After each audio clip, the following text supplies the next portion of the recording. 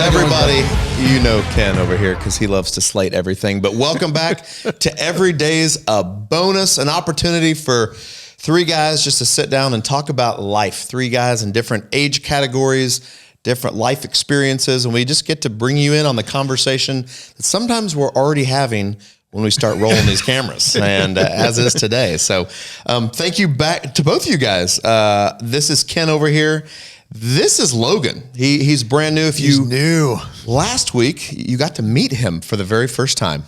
And if you haven't taken a listen or a watch to all the episodes, go back and there's many, many more before this. If you're just jumping on board, we're glad to have you guys. Hopefully you're subscribed to us. You're engaging with us. We want to talk about the things that interest you, but also we like to talk about the things that interest us. And so hopefully you'll jump on board with that. But I prefer to say things that help immediately. That's probably better. So speaking of helping immediately, I noticed you're a t-shirt guy, Kennkington. You love to wear the t-shirts, like let the pecs shine, let the six-pack do its packing. Right, whatever it is. Well, the six pack has some insulation on it, but I will say I'm a pretty devoted push up guy. Is that what it is? Yeah. Push ups. You're a worker outer. How many can you do? In one set, 80. Okay, we won't know until you do it in front of us on camera. Okay, we'll do that in another. I think they could see it right here. we'll put a special camera and do it another day. You know how? Because I've already done my 100 today. Yeah. You know how some people can be bought and some people can't? I'm pretty sure Ken can, because every time he comes in here, there's some type of branded shirt. Either he gets sponsors. Well, I don't know what this lumber product company, so you've got a lumber product. Last week, you had on a Christmas shirt, a Hope for Christmas shirt, because obviously Christmas was sponsoring Ken, I guess, right? What was that like? It's not Christmas. No, and we didn't get to it because I thought, if we're going to do this podcast, you got to have wardrobe and all that. Skylar, show a picture of him in that shirt. Right here. So that's Hope for Christmas. And so here's the deal. I travel all over and people give me t-shirts.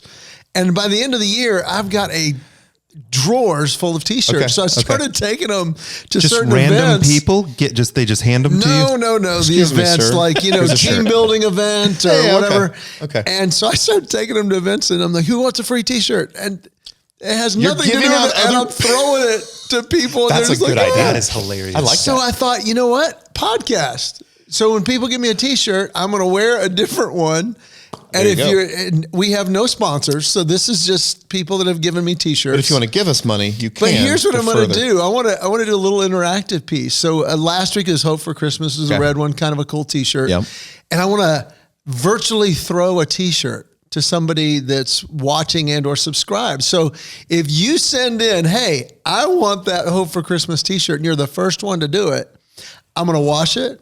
I'm going to sign the shoulder. I sure hope so. And I'm going to mail it to you. I like that. And you'll take it off on camera. Throw it towards the camera. He's going to do his 100 push-ups, sign it, disclaimer, put it in a bag so it keeps the smell, and send it to you. This is Ken's person. And this is quite different because obviously then there's Logan that seems to only have one t-shirt. And then this actually represents our sponsor. One black. Shades of black. This represents Logan's heart. It's very accurate. He's got his one shirt. Yeah, Ken, I'm going to be honest. That's actually a brilliant idea. Yeah, cool. Giving away stuff. Yeah. And I literally was blown away that people want a t-shirt that has nothing to do with their life. But I'm not going to give y'all anything. I don't have people randomly giving me t-shirts to then give to you. People give me shoes. I'm just going to throw shoes out there. I don't know. I want somebody to give me something. Give me shoes. No, but they give me t-shirts. So you can give stuff away. Buddy of mine owns Peach State Lumber, and he goes, "Hey, we got some new t-shirts," and he gave me one, and I actually really like this one. And I'm going to wear it and wash it until somebody goes, "I want that greenish lumber one." Ah, interesting. But I'm telling you, if they write in and they say, "I would love to have that," then you'll sign it. I'm going to wash it, sign it, and send it in that order. Or not in that order? Probably in that order. Wash it. Okay. Sign and if it. you want it to be worth more on eBay the next day, you can request that me and Brent sign it as well. That's and when we'll the be happy value to. skyrockets. Yeah. Good point, Logan. Yeah. That is a very good point. Or maybe that'll make it tank. It'll go so far down. Just like I wanted the shirt, but I don't anymore. I don't know. One of a kind. They're going to get in there and be like, Ken can't even spell. He's put 2 N's in there. What is that? Yeah, overcompensating for something. He's just, why does Ken have so many N's? Okay, Ken that's a story for another time, though, because I get that all over the place. So Ken with 2 N's, why is that? Why 2 N's? I'm going to save that for another time. If only we could not doing it today. If only we could have done it right now. So, but we can't. We can't. And sometimes we build on things that maybe you've heard before. And you can go back and rewatch all those because they're all free to watch. And sometimes brand new pieces of information. Or listen to. Some people just listen. That's a very good point, Yeah, Kenneth. they're on the treadmill. You can also listen to this thing if you don't want to see two of these ugly faces. I'm not saying which two. Which two? Right? That's for them to decide. The viewer can leave a comment below if you're on YouTube to let Beauty's us know. in the eye of the beholder. Right? You're all beautiful. I love you. And hold hands the certain way. Ken. Throwback to last episode. Personally, I feel like there's going to be some 30s and 40s, but think about all the other ages. Such a big, and I've got a bigger demographic to pull from. Think about, a lot of those others, they're gone now. They reached that certain level and they're gone. So shrinking. Speaking of shrinking, we were talking about height. Do you remember that? Yes. And Ken, just recently, you and I were talking over some donuts because some of us are expanding out. More insulation. I saw Logan himself eating 3 all by himself. At the same time. You used to be a certain height and now you're not that height anymore, right? Yeah, it's so painful. I had to go to the doctor for my annual heart and everything checkup. And so I get on and they measure me and she goes, "Oh, you're 5'10". And I'm like, "What?" Because I was 5'11" and 5/8 at my tallest, and my body 5'11" and 5/8, like a 6-year-old. Because I wanted to be 6 feet tall. 6 years and a half, like a little child. That's good. Ken. Some days I claimed 6 foot when I was feeling insecure. As we get to be in the other category, we revert back to childhood tendencies, right? Is that kind of how it is? Oh, okay. Great idea. Okay. And you can do it for any age person. Okay. So when our boys turned 16, we multiplied out how many months they've been alive. Because, you have a baby like Skylar, the producer here. Right, He brought his 9-month-old in the other day. Yep. And so you're like, how old is she? Well, she's 9 months. And they do that for about 2 years. They're 18 months old or whatever. So we figured out when each of our kids turned 16, how many months that was. And we put that many balloons in their room. In the middle of the night when they woke up, they're in this. That's a fun idea. How many months is it? I don't know. The numbers? It's close to 200. It was a long time ago. It was a long time ago. But no, I mean, it's just, and we got the big one. So they're just like, what is happening? That's a super good idea. It's just a cool idea. Yeah. It's a bonus from every day's a bonus. Every day's a bonus. Yes. It's the bonus, the bonus squared. So, well, every time there's always something we're grabbing hold of that we want everybody to take away from these episodes, not just hear a conversation. This is not a morning show where we're just doing a conversation together, although that is exactly what we're doing.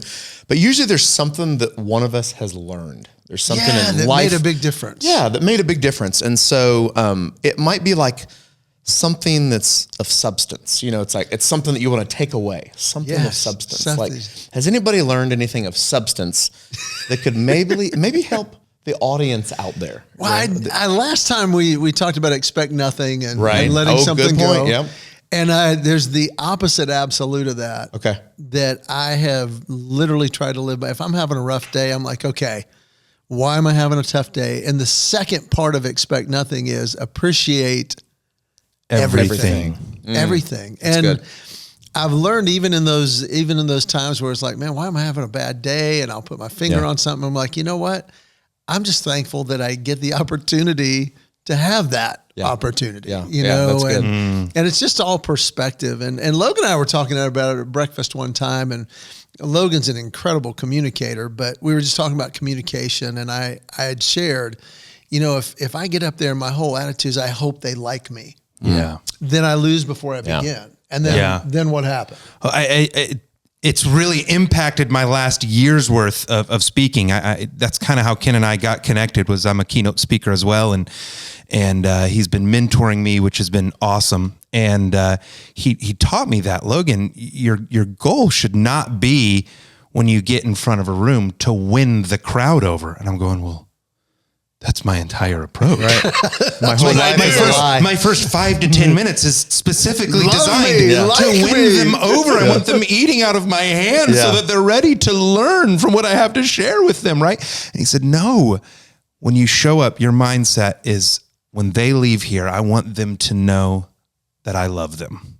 And that's your mindset on stage. You want them to know that you love them. And what's amazing, as I've just been trying to practice that, and there's some old neural pathways I'm trying to work through there, because for 10 years, I've just been trying to win crowds over every time, and just shifting that mindset's been really powerful for me, and I've enjoyed it. And what's amazing is when I find that pocket and I'm just leaning into making sure I am loving this crowd, I'm fully present with this crowd, what tends to come with that as a result is more often than not, you end up winning them over. Oh, yeah. Good. But if I don't, I'm okay. Yeah. Because I'm not placing my worth in their approval. Approval. I'm able to let it go, knowing I showed up to that event. I had the right mindset. I put in the effort. I put in the preparation. Let the results be what they are. Good. I gave them my love from the stage, and that's it. It's been really great. I don't get a chance to try to win them over. I'm a kids pastor, if you've been joining us. So I'm reading the Bible. I'm teaching the Bible. So I'm just plagiarizing right from Jesus, right? But so if they don't like what I'm saying, I mean, they can take it up with the big guy upstairs, right? So I get a chance to. That's not true, though, because I've seen your clips. I've seen what you do. And you live that. You're not there for them to laugh at you. And you're there for them. You're there letting know, hey, I think you're incredible. Why else would a trained actor be at a place to pour into these young kids? And they sense that. I think it's subconscious. Yep. An opening I started about 2 years ago. I just asked the audience, do you have a bucket list? And some people raise their hands. I'm like, so what's something just crazy on your bucket list? Yeah. Top 2, skydiving and like scuba diving, the Great Barrier Reef. Those are the top 2 crazy big ones.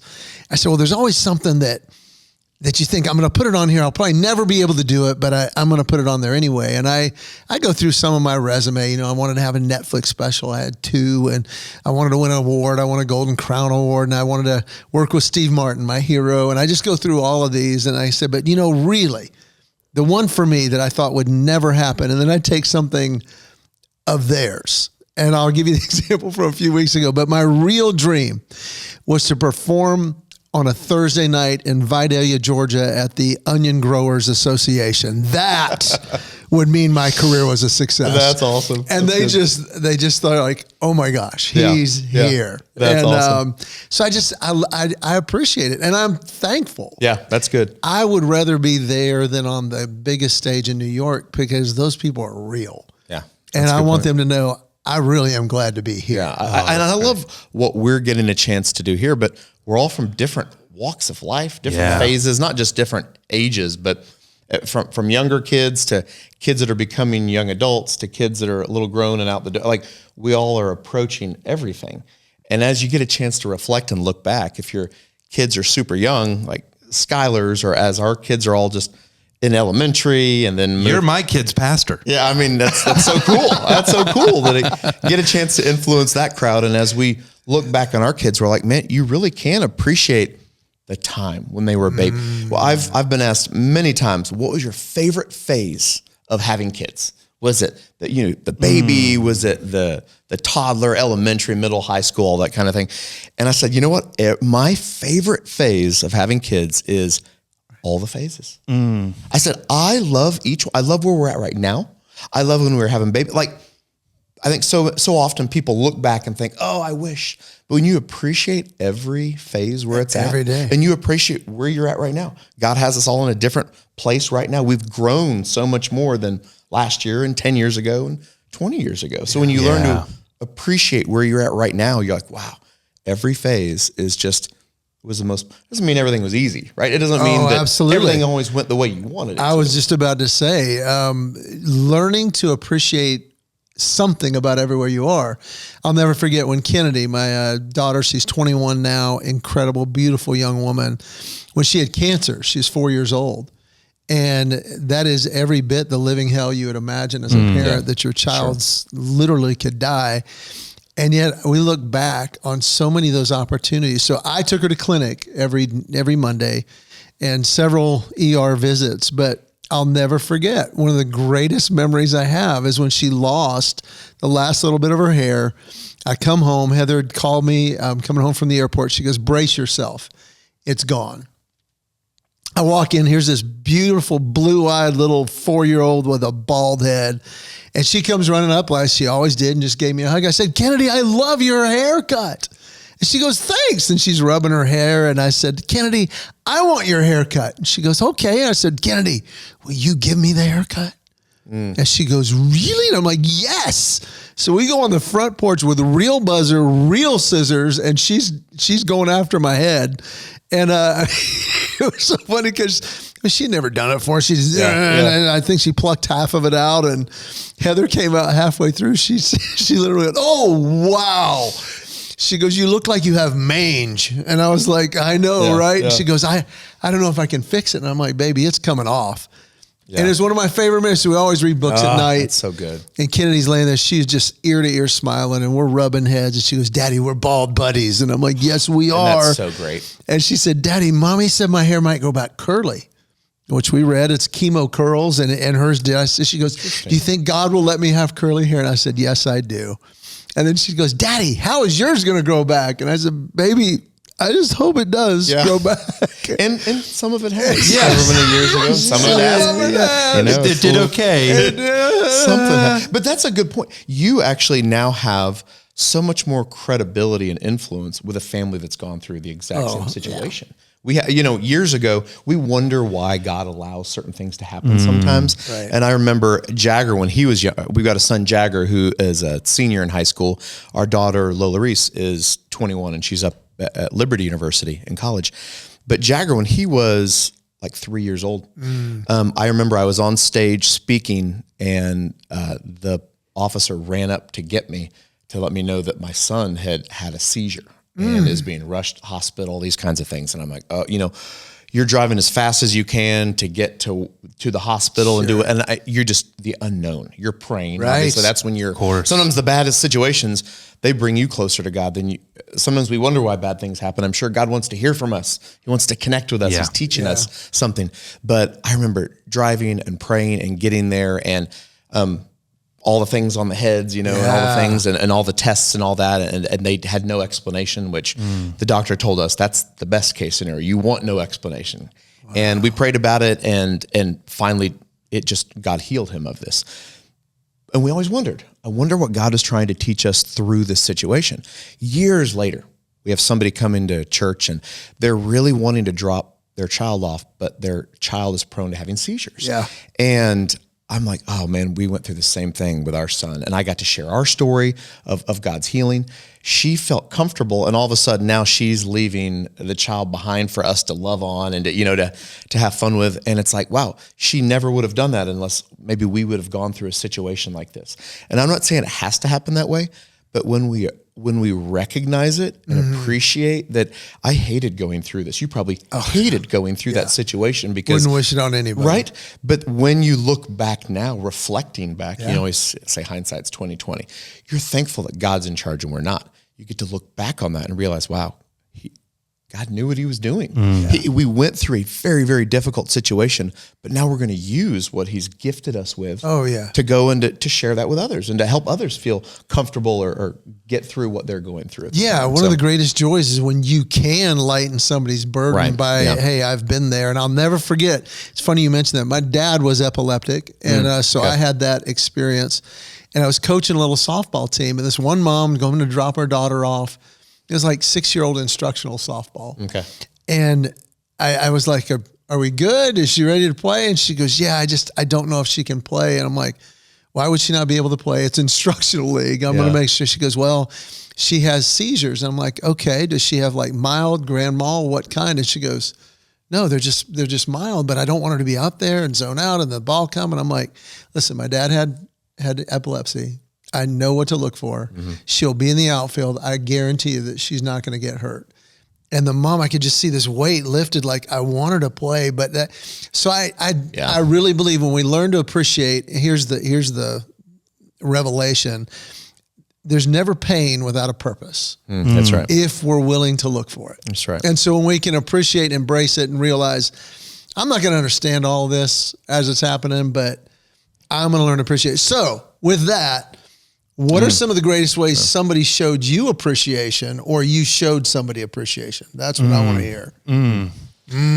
Deep thoughts. I got to add one. I want Logan to speak into that because he has got. Yeah, I do. I've been chewing on this, and as y'all are talking about, spit it out, man. It's reminding me of one of my favorite scripture verses right now. That's just really resonating with me right now in my life, and it's one that easily gets overlooked. It's in Philippians chapter 3. It's verse 16, and it's right at the end of Paul's famous, I press on towards the goal. And we love that language that Paul uses there about continuing to strive and move forward in this journey of life and just everything that he's talking about there.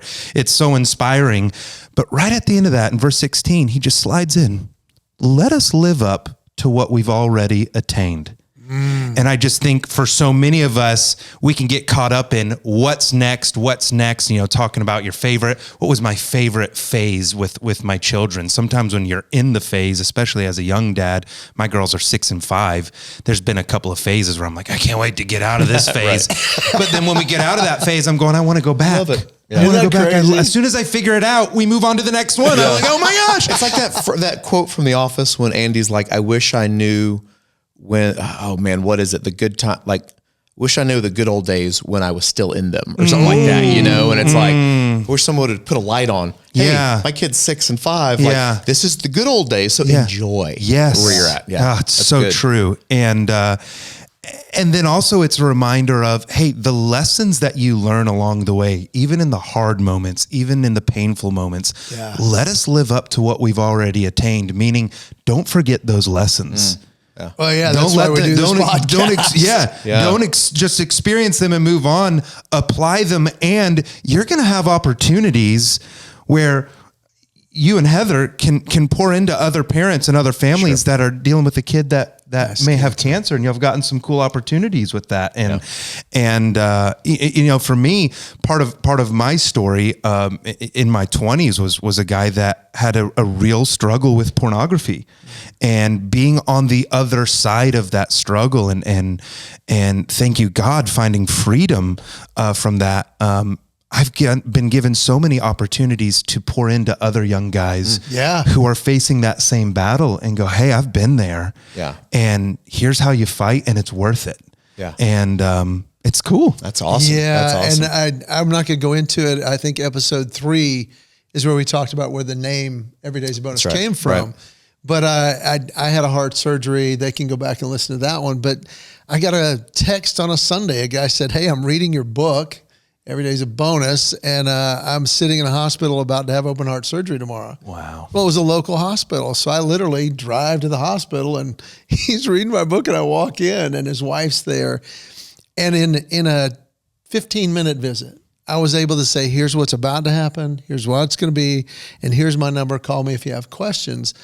And I saw he was encouraged, but I saw the weight on his wife physically release. Yeah. Wow. And that's what okay, Lord, I don't want to go through it, but I appreciate what you've brought me through. Yes. So that I can help lighten somebody else's burden. Yeah. So, And not to use another quote from the Bible, but it's a pretty good book. If you haven't read it, do it.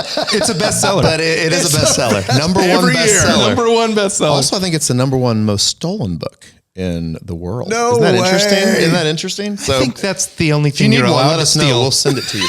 But I feel like that's okay. In the Thessalonians, if you will, there is a quote in there that Paul wrote down to that church, and he just said, give thanks in all circumstances, right? It might not be the best circumstances, but if we can learn to give thanks in all circumstances, that's truly his will for our life. When we can learn that, we truly realize that tomorrow is not promised, right? But man, when it is, that's a bonus. And that's where it gets the name Every Day's a Bonus. So we're going to wind things down right here. We're going to jump on board with you guys next week, next episode. We've got some cool things planned, so you got to jump on board with that. Thank you for Logan. Thank you for Kenn. I'm Brent, your host, and we'll see you guys next time. See ya. Something nice today. Okay. Appreciate I wasn't going to until you said that. Appreciate somebody. Now that you said that, I'm doing it.